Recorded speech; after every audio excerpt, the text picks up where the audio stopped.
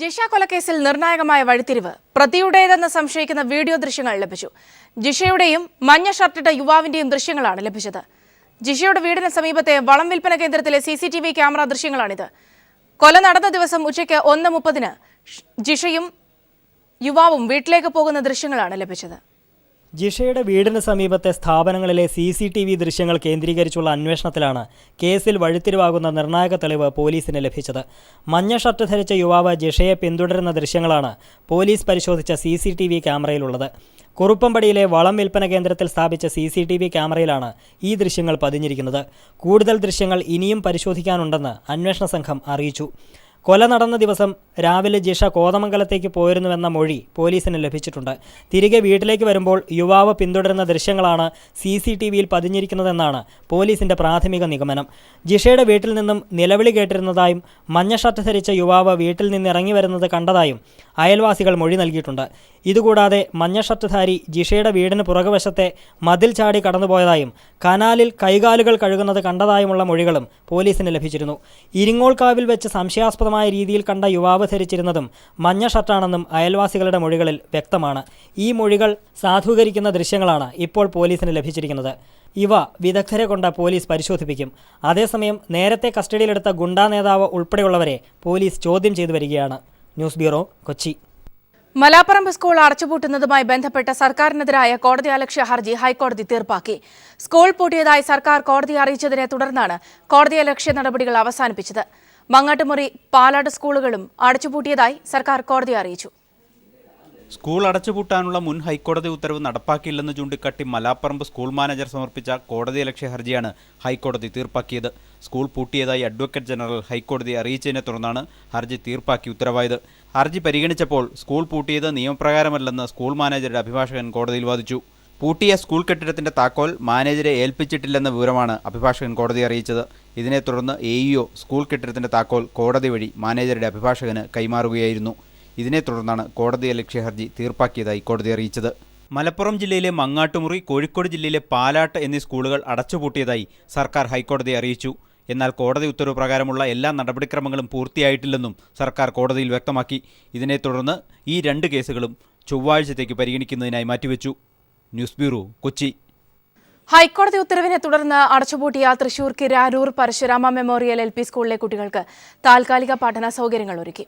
ജില്ലാ കളക്ടറുടെ നിർദ്ദേശപ്രകാരം വേലൂർ പഞ്ചായത്തിലെ വ്യവസായ കേന്ദ്രത്തിലാണ് താൽക്കാലിക ക്ലാസ് റൂമുകൾ ഒരുക്കിയത്. വടക്കാഞ്ചേരി AEOയുടെ നേതൃത്വത്തിൽ വിദ്യാഭ്യാസ വകുപ്പ് സ്കൂളിലെ രേഖകൾ ഏറ്റെടുത്തു.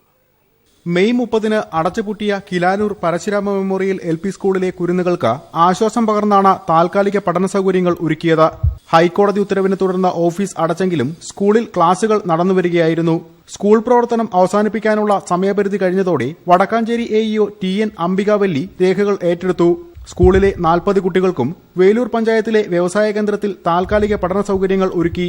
PMLP കിരാരൂർ സ്കൂളിലെ കുട്ടികളെ സുരക്ഷിതമായ സ്ഥലത്ത് കോടതി ഉത്തരവ് പ്രകാരം ആക്കിയിട്ടുണ്ട്.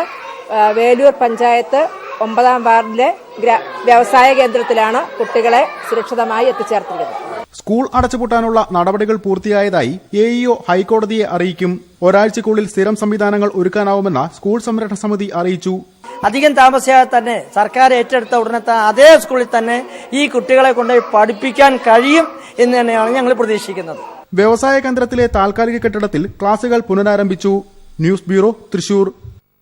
10 വർഷം പഴക്കമുള്ള 2000 CCയിലധികമുള്ള ഡീസൽ വാഹനം നിരോധിച്ചുള്ള ഹരിത ട്രിബ്യൂണൽ വിധി ഹൈക്കോടതി സ്റ്റേ ചെയ്തു. പുതിയ വാഹനങ്ങൾ രജിസ്റ്റർ ചെയ്യുന്നതിന് വിലക്ക് ഏർപ്പെടുത്തിയ വിധി ഹൈക്കോടതി നീട്ടി. ഹരിത ട്രിബ്യൂണൽ വിധിക്കെതിരെയുള്ള ഹർജി പരിഗണിക്കാൻ ഹൈക്കോടതിക്ക് അധികാരമുണ്ടെന്ന് സിംഗിൾ ബെഞ്ച് വിധിച്ചു. വിവരങ്ങളുമായി സാലിഹ് മുഹമ്മദ് ചേർന്നുണ്ട്. സാലി, എന്തൊക്കെ കാര്യങ്ങളാണ് കോടതി വിധിയുമായി ബന്ധപ്പെട്ട് പറഞ്ഞിരിക്കുന്നത്? സൗമ്യ, 10 വർഷത്തിലേറെ പഴക്കമുള്ള ബസ്സുകൾക്ക് പ്രധാന നഗരങ്ങളിൽ വിലക്ക് ഏർപ്പെടുത്തിയത് ചോദ്യം ചെയ്ത് KSRTC ആണ് ഹൈക്കോടതിയെ സമീപിച്ചത്. ഇത് സംബന്ധിച്ച് ഇപ്പോൾ ഉത്തരവ് വന്നിരിക്കുന്നത് ജസ്റ്റിസ് PV സുരേഷ് കുമാറിന്റേതാണ്. ഡീസൽ വാഹനങ്ങൾക്ക് നിയന്ത്രണം ഏർപ്പെടുത്തിയ ഹരിത ട്രിബ്യൂണലിന്റെ ഉത്തരവ് കോടതി പൂർണ്ണമായും സ്റ്റേ ചെയ്യുകയായിരുന്നു. 10 വർഷത്തിലേറെ പഴക്കമുള്ള ഡീസൽ വാഹനങ്ങൾക്ക് പ്രധാന നഗരങ്ങളിൽ ഏർപ്പെടുത്തിയ ഹരിത ട്രിബ്യൂണലിന്റെ വിലക്കാണ് ഹൈക്കോടതി സ്റ്റേ ചെയ്തിരിക്കുന്നത്. 2000 CCക്ക് മുകളിലുള്ള ഡീസൽ വാഹനങ്ങളുടെ രജിസ്ട്രേഷൻ നിരോധിച്ചത് നേരത്തെ തന്നെ കോടതി സ്റ്റേ ചെയ്യുകയും ചെയ്തിരുന്നു. ഏതായാലും ഈ വിധി പ്രസ്താവിച്ചുകൊണ്ട് ജസ്റ്റിസ് PV സുരേഷ് കുമാർ പറഞ്ഞത് ഹരിത ട്രിബ്യൂണൽ ഉത്തരവ് സ്വാഭാവിക നീതിയുടെ ലംഘനമാണെന്നാണ്. ഡൽഹിയിൽ 2 വർഷത്തെ സാവകാശം നൽകിയാണ് നിരോധനം നടപ്പാക്കിയതെന്നും കോടതി ചൂണ്ടിക്കാട്ടി. ഏതായാലും മോട്ടോർ വാഹന മേഖലയിൽ കഴിഞ്ഞ കുറെ ദിവസങ്ങളായി നിലനിന്ന വലിയൊരു ആശങ്കയ്ക്ക് ഇപ്പോൾ താൽക്കാലിക പരിഹാരമായിരിക്കുന്നു എന്ന് പറയാം. ട്രിബ്യൂണൽ വിധിക്കെതിരായ ഹർജി ഹൈക്കോടതിയിൽ നിലനിൽക്കുന്നു വ്യക്തമാക്കിക്കൊണ്ടാണ് ജസ്റ്റിസ് PV സുരേഷ് കുമാറിന്റെ ഉത്തരവ്. സാലിഹ് മുഹമ്മദാണ് വിവരങ്ങൾ നൽകിയത്. Sports council president Anju Bobby ജോർജിന്റെ സഹോദരനെ സ്പോർട്സ് കൌൺസിലിൽ അസിസ്റ്റന്റ് സെക്രട്ടറിയായി നിയമിച്ചത് ക്രമവിരുദ്ധമായിട്ടാണെന്ന് തെളിയിക്കുന്ന രേഖകൾ പുറത്തായി. അജിത് മാർക്കോസിന് മതിയായ യോഗ്യതകളില്ലായിരുന്നുവെന്ന് അദ്ദേഹം തന്നെ സമർപ്പിച്ച ബയോഡേറ്റ വ്യക്തമാക്കുന്നു. അഞ്ജു ബോബി ജോർജിന്റെ സഹോദരൻ അജിത് മാർക്കോസിന് അസിസ്റ്റന്റ് സെക്രട്ടറി ടെക്നിക്കലായി നിയമനം ലഭിക്കുന്നതിനായി സ്പോർട്സ് കൌൺസിൽ മുമ്പാകെ സമർപ്പിച്ച ബയോഡാറ്റ ആണിത്. ബയോഡാറ്റ പ്രകാരം കോയമ്പത്തൂർ മഹാരാജ എഞ്ചിനീയറിംഗ് കോളേജിൽ നിന്ന് പാസ്സായ MCA ബിരുദം മാത്രമാണ് അജിത്തിന്റെ ഏക വിദ്യാഭ്യാസ യോഗ്യത. ഇനി അജിത് മാർക്കോസ് ഇപ്പോൾ ഇരിക്കുന്ന അസിസ്റ്റന്റ് സെക്രട്ടറി ടെക്നിക്കൽ എന്ന പദവിയിൽ സർക്കാർ നിശ്ചയിച്ചിരിക്കുന്ന യോഗ്യതകൾ എന്തെല്ലാമാണെന്ന് പരിശോധിക്കാം. കായിക വിദ്യാഭ്യാസത്തിൽ മാസ്റ്റർ ബിരുദം, കായിക താരങ്ങളുടെ കോച്ചാവാനുള്ള NIS ഡിപ്ലോമ, അന്താരാഷ്ട്ര കോച്ച് അല്ലെങ്കിൽ ഇന്ത്യയെ പ്രതിനിധീകരിച്ചുകൊണ്ട് അന്താരാഷ്ട്ര കായിക മത്സരത്തിൽ പങ്കെടുത്തതിൻ്റെ യോഗ്യതകൾ. ഞങ്ങളുടെ അന്വേഷണത്തിൽ മേൽപ്പറഞ്ഞ യാതൊരു യോഗ്യതാ മാനദണ്ഡങ്ങളും അജിത് മാർക്കോസിനില്ല. എന്നാൽ അഞ്ജു ബോബി ജോർജ് അധ്യക്ഷയായ കേരള സ്പോർട്സ് കൗൺസിലിൻ്റെ സെക്രട്ടറി നൽകിയ ശുപാർശയുടെ അടിസ്ഥാനത്തിൽ ഒരു പ്രത്യേക കേസായി പരിഗണിച്ച് നിയമനം നൽകണമെന്നാണ് സർക്കാർ ഉത്തരവിട്ടിരിക്കുന്നത്. തിരഞ്ഞെടുപ്പ് പ്രഖ്യാപിക്കുന്നതിന് ഒരു ദിവസം മുമ്പാണ് അജിത്തിനെ ഈ പദവിയിൽ നിയമിച്ചത്. സ്പോർട്സ് കൗൺസിൽ പ്രസിഡന്റിന്റെ സ്വന്തം സഹോദരനെ ഉന്നത പദവിയിൽ നിയമിച്ചത് അഞ്ജു ബോബി ജോർജിന്റെ കൂടി താൽപ്പര്യം പരിഗണിച്ചാണ്.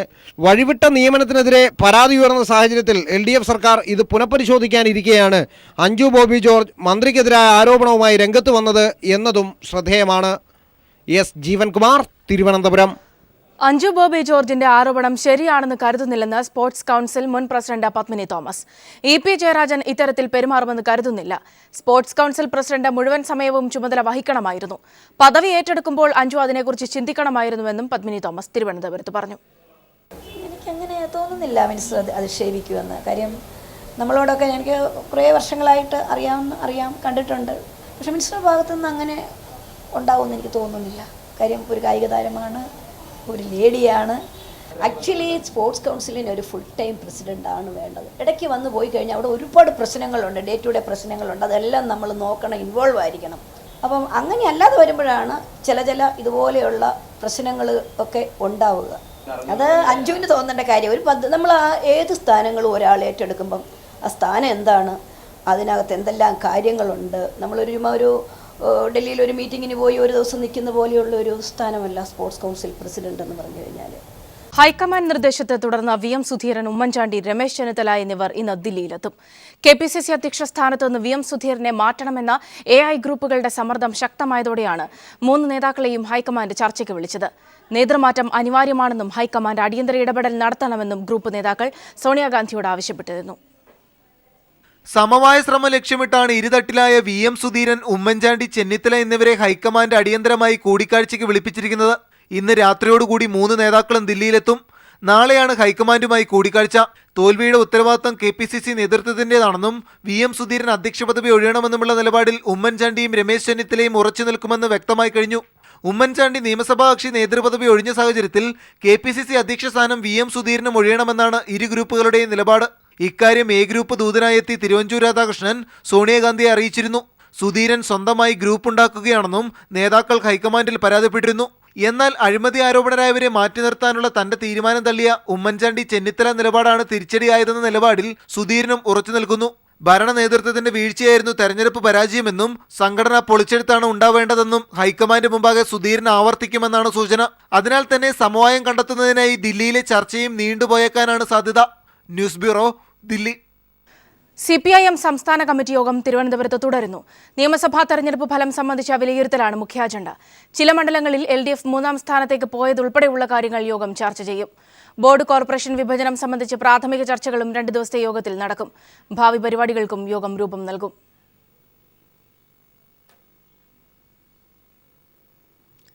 അഫ്ഗാനിസ്ഥാനിലെ കാബൂളിൽ ഇന്ത്യക്കാരിയെ തട്ടിക്കൊണ്ടുപോയി. കൊൽക്കത്ത സ്വദേശിനിയായ ജുജിത് ഡിസൂസിയെയാണ് അജ്ഞാതർ തട്ടിക്കൊണ്ടുപോയത്. അന്താരാഷ്ട്ര സർക്കാരിതര സംഘടനയായ അഖ ഖാൻ ഫൗണ്ടേഷനിൽ ടെക്നിക്കൽ അഡ്വൈസറായി സേവനമനുഷ്ഠിക്കുകയായിരുന്നു ജുജിത് ഡിസൂസ.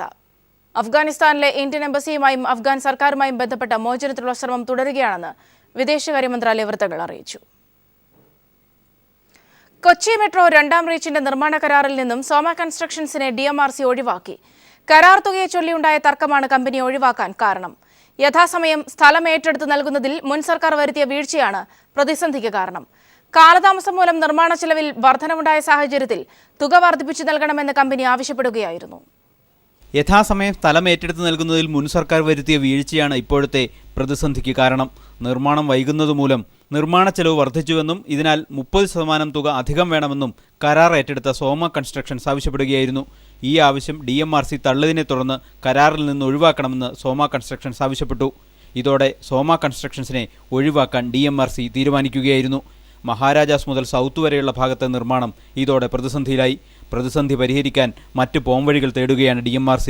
ഇനി പുതിയ കൺസ്ട്രക്ഷൻ കമ്പനിയെ കണ്ടെത്തണം, അതിനായി ടെൻഡർ വിളിക്കണം തുടങ്ങി നിരവധി കടമ്പകളാണ് കാത്തിരിക്കുന്നത്. ഇതിന് വരാനിടയുള്ള കാലതാമസം മെട്രോ നിർമ്മാണം യഥാസമയം പൂർത്തിയാക്കുന്നതിന് തടസ്സമാകുമെന്ന ആശങ്ക ഉയർന്നിട്ടുണ്ട്. News bureau, Kochi. ചെങ്ങന്നൂരിൽ വനിതാ ITIയുടെ മേൽക്കൂര തകർന്നു വീണു. കനത്ത മഴയെയും കാറ്റിനെയും തുടർന്നാണ് മേൽക്കൂര തകർന്നു വീണത്. 12 വിദ്യാർത്ഥിനികൾക്ക് പരിക്കേറ്റു. ഇവരിൽ 7 പേരെ ആലപ്പുഴ മെഡിക്കൽ കോളേജ് ആശുപത്രിയിൽ പ്രവേശിപ്പിച്ചു. ആരുടെയും പരിക്ക് ഗുരുതരമല്ല. ഷീറ്റിട്ടിരുന്ന മേൽക്കൂരയാണ് തകർന്നു വീണത്. മാലിന്യ സംസ്കരണത്തിൽ വീഴ്ച വരുത്തുന്ന കൊച്ചി കോർപ്പറേഷനെതിരെ ജനകീയ പ്രതിഷേധം ശക്തമാകുന്നു. കോർപ്പറേഷന് കീഴിലെ മാർക്കറ്റിൽ നഗരമാലിന്യം തള്ളുന്നത് നാട്ടുകാർ തടഞ്ഞു. മാലിന്യ സംസ്കരണവും മഴക്കാലപൂർവ്വ ശുചീകരണവും കാര്യക്ഷമമായി നടപ്പാക്കാത്ത നഗരസഭാ അധികൃതരുടെ നടപടിയിൽ പ്രതിഷേധിച്ച് CPMന്റെ നേതൃത്വത്തിൽ കോർപ്പറേഷൻ ഓഫീസിലേക്ക് മാർച്ച് നടത്തി. മാലിന്യ സംസ്കരണത്തിൽ നഗരസഭ കടുത്ത അനാസ്ഥ കാണിക്കുന്നതിന്റെ നേർക്കാഴ്ചയാണിത്. കോർപ്പറേഷന് കീഴിലെ മാർക്കറ്റിൽ പച്ചക്കറി മാലിന്യ സംസ്കരണ കേന്ദ്രത്തിൽ നഗരമാലിന്യം മുഴുവൻ നടതള്ളുകയാണ്.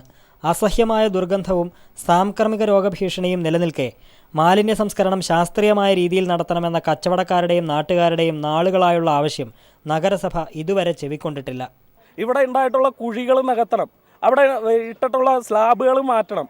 ഇതെല്ലാത്തിനും പുറമെയായി ഇവിടെ നൈറ്റ് ഡ്യൂട്ടിക്ക് ആളെ ഇടണം, ഇവിടെ ക്യാമറ സ്ഥാപിക്കണം. മഴക്കാല പൂർവ്വ ശുചീകരണ പ്രവർത്തനങ്ങളിൽ വീഴ്ച വരുത്തിയ കോർപ്പറേഷൻ നടപടിയിൽ പ്രതിഷേധിച്ച് CPIMന്റെ നേതൃത്വത്തിൽ നഗരവാസികൾ കോർപ്പറേഷൻ ഓഫീസിലേക്ക് മാർച്ച് നടത്തി.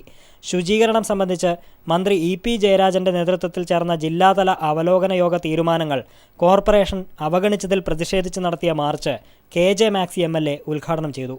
News bureau, Kochi.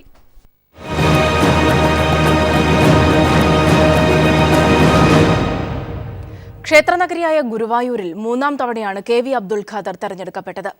കഴിഞ്ഞ 10 വർഷം മണ്ഡലത്തിൽ തുടക്കം കുറിച്ച പദ്ധതികൾക്ക് പുറമെ പുതിയ വികസന പ്രവർത്തനങ്ങളും MLAയുടെ മനസ്സിലുണ്ട്.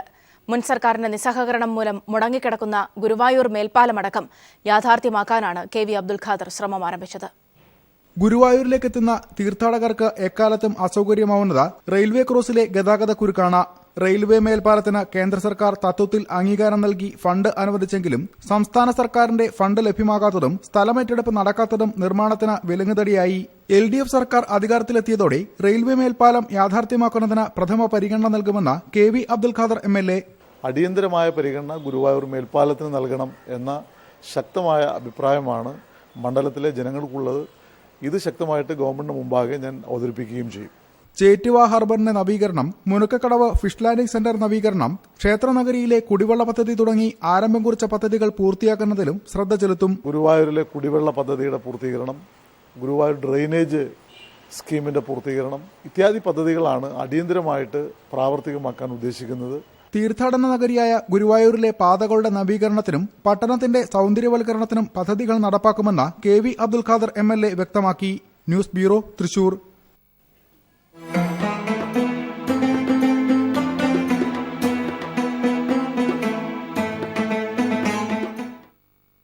നോമ്പുതുറയ്ക്കാവശ്യമായ കൊതിയൂർന്ന വിഭവങ്ങൾ ഒരുക്കുന്ന തിരക്കിലാണ് കോഴിക്കോട്ടെ ഒരു കൂട്ടം കുടുംബശ്രീ പ്രവർത്തകർ. വൈകിട്ട് 4 മണിയായാൽ നോമ്പ് തുറക്കാൻ ആവശ്യമായ എല്ലാ വിഭവങ്ങളും ഇവിടെ നിന്നും ലഭിക്കും. മനസ്സും ശരീരവും ദൈവത്തിലർപ്പിച്ചുള്ള വ്രതാനുഷ്ഠാന കർമ്മത്തിൽ ഓരോരുത്തരും മുഴുകുമ്പോൾ ശരീരത്തെ ഇതിനോടൊപ്പം സജ്ജമാക്കുന്ന ആഹാര രീതികളിൽ പ്രധാനമാണ് റംസാൻ കാലത്തെ ഉലുവ കഞ്ഞി. ഉലുവ ഒരു ചെറിയ കാര്യമല്ലെന്ന് തിരിച്ചറിഞ്ഞ നമ്മുടെ പൂർവികർ വ്രതാനുഷ്ഠാനത്തിന്റെ ഭാഗമാക്കിയത് ശാസ്ത്രീയ സത്യങ്ങളെ തിരിച്ചറിഞ്ഞു തന്നെയാണ്.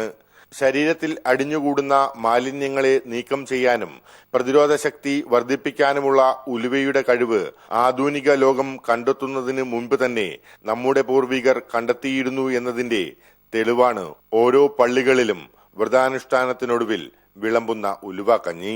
ശരീരത്തിന്റെ ഈ ഏകദേശം കർക്കിടക കഞ്ഞിയുടെ അടുത്ത് വരുന്നൊരു കഞ്ഞിയാണത്. വളരെ വൈദ്യശാസ്ത്രം അതിനെ വളരെയധികം പ്രോത്സാഹിപ്പിച്ചിട്ടുണ്ട്. വൈദ്യശാസ്ത്രം പറയുന്നത് എത്രയും അത് കഴിക്കണമെന്ന് തന്നെയാണ്. ആയുർവേദ വിധി പ്രകാരം ഉലുവ കഞ്ഞി കഴിക്കണമെങ്കിൽ ചില പ്രത്യേക വിധികളുണ്ട്. ഇതുപയോഗിക്കുന്ന സമയത്ത് പുകവലി, മദ്യപാനം, മറ്റു ദുശീലങ്ങൾ എന്നിവ പാടില്ല. ഇത് തന്നെയാണ് റംസാൻ വ്രതാനുഷ്ഠാനത്തിന്റെ പ്രധാന ലക്ഷ്യവും. മനുഷ്യന്റെ ശരീരത്തെയും മനസ്സിനെയും ശുദ്ധമാക്കി ദൈവത്തിലേക്ക് കൂടുതൽ അടുപ്പിക്കുകയും ആയുർദൈർഘ്യം വർദ്ധിപ്പിക്കുകയുമെന്ന മഹാദൗത്യം തന്നെയാണ് വിശ്വാസത്തിന്റെ ഭാഗമായി റംസാൻ വ്രതവും മനുഷ്യരാശിക്ക് നൽകുന്ന സന്ദേശം. News bureau, Idukki. കോട്ടയത്തിന് പുതിയ ഷോപ്പിംഗ് അനുഭവവുമായി മാൾ ഓഫ് ജോയ് ശനിയാഴ്ച ബേക്കർ ജംഗ്ഷനിൽ പ്രവർത്തനം ആരംഭിക്കും. ലോകപ്രമുഖ ജ്വല്ലറി ബ്രാൻഡായ ജോയ് ആലുക്കാസാണ് കോട്ടയം നഗരഹൃദയത്തിൽ മാൾ തുറക്കുന്നത്. ഷോപ്പിംഗ് കൂടുതൽ സൗകര്യപ്രദമാക്കാൻ 3 നിലകളിലായി പാർക്കിംഗ് സൗകര്യമൊരുക്കിയിട്ടുണ്ട്. ഗ്രൗണ്ട് ഫ്ലോർ അടക്കം 5 നിലകളിലായി 2 ലക്ഷം ചതുരശ്ര അടിയിൽ നിർമ്മിച്ച പ്രീമിയം റീറ്റെയിൽ ഷോപ്പിംഗ് വിഭാഗമടക്കം ലോകോത്തര നിലവാരമുള്ള ഷോപ്പിംഗ് മാളാണ് ജോയ് ആലുക്കാസ് ഒരുക്കിയിരിക്കുന്നത്. കുട്ടികൾക്കായി ലിൽ ജോയ് എന്ന പ്രത്യേക വിഭാഗവുമുണ്ട്. മാലിന്യം നിർമ്മാർജ്ജനം ചെയ്ത് മത്സ്യം വളർത്തുക എന്ന പുതിയ പദ്ധതിക്ക് ചേർത്തലയിൽ തുടക്കമായി. മന്ത്രി പി തിലോത്തമൻ പദ്ധതിയുടെ വിളവെടുപ്പ് നടത്തി. ഓക്സിജന്റെ അളവ് കുറഞ്ഞ മേഖലയിലും ജീവിക്കുന്ന മത്സ്യങ്ങളാണ് ഇതിനായി ഉപയോഗിക്കുന്നത്. മാലിന്യ സംസ്കരണ പദ്ധതിക്ക് പുതിയ രൂപവും ഭാവവും നൽകി ശ്രദ്ധേയമാവുകയാണ് ഗാന്ധി സേവാ കേന്ദ്രം.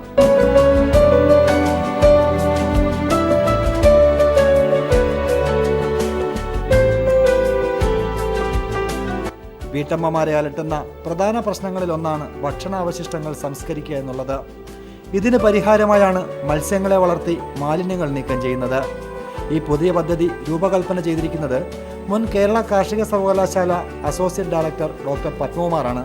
ഒരു 10 സ്ക്വയർ മീറ്റർ ഉള്ള ടാങ്ക് ഉണ്ടെങ്കിൽ, ഒരു സിറ്റ് ഔട്ടിൻ്റെ വലിപ്പത്തിലുള്ള ഒരു ടാങ്ക് ഉണ്ടെങ്കിൽ പ്രത്യേകിച്ച് രൂപകൽപ്പന വളരെ പ്രധാനമാണ്. ഡിസൈൻ അങ്ങനെ ചെയ്താൽ നമുക്ക് അതിനകത്ത് ഒരു 100 മുതൽ 150 വരെ മത്സ്യം വളർത്താം. പത്മകുമാറിന്റെ നേതൃത്വത്തിൽ പരീക്ഷിച്ച് വിജയിച്ച സാങ്കേതിക വിദ്യയാണിത്. ഭക്ഷണാവശിഷ്ടങ്ങൾ നീക്കം ചെയ്യുന്നതിനോടൊപ്പം മത്സ്യം വിറ്റ് കിട്ടുന്ന പണവും പദ്ധതി നടപ്പിലാക്കുന്നവർക്ക് സഹായകരമായിരിക്കുകയാണ്. ഞങ്ങൾക്ക് ബയോഗ്യാസ് പ്ലാന്റ് ഒക്കെ ഉണ്ടായിരുന്നു. അപ്പോൾ ബയോഗ്യാസ് പ്ലാന്റ് ഞാനിപ്പം വേസ്റ്റ് ഒന്നും ഇല്ല, കാരണം ഇതിന് കൊടുക്കുന്നതുകൊണ്ടേ നമ്മൾ ഭക്ഷണത്തിൻ്റെ എല്ലാ വേസ്റ്റ് കഴിക്കുന്നത്. അതാണ് അങ്ങനെയാണ് ഇതിൻ്റെ ഇത്. മറ്റുള്ള എല്ലാ സിസ്റ്റങ്ങളും കഴിക്കുന്ന മീനുകളാണ് നമ്മൾ വളർത്തുകയും ചെയ്യേണ്ടത്. ആലപ്പുഴ, തിരുവനന്തപുരം ജില്ലകളിലാണ് പദ്ധതി വിജയകരമായി പൂർത്തീകരിച്ചിരിക്കുന്നത്. നബാർഡിന്റെ സഹായത്തോടെയാണ് മത്സ്യ വളർത്തു കേന്ദ്രം ഒരുക്കിക്കൊടുക്കുന്നത്. മാലിന്യ സംസ്കരണത്തിനൊപ്പം മത്സ്യസമ്പത്ത് കൂടി വളർത്തിയെടുക്കുക എന്ന പുതിയ പദ്ധതിക്കാണ് ചേർത്തലയിൽ തുടക്കം കുറിച്ചിരിക്കുന്നത്. ക്യാമറാമാൻ പ്രിൻസ് ഇല്യാസിനൊപ്പം ഷാജഹാൻ.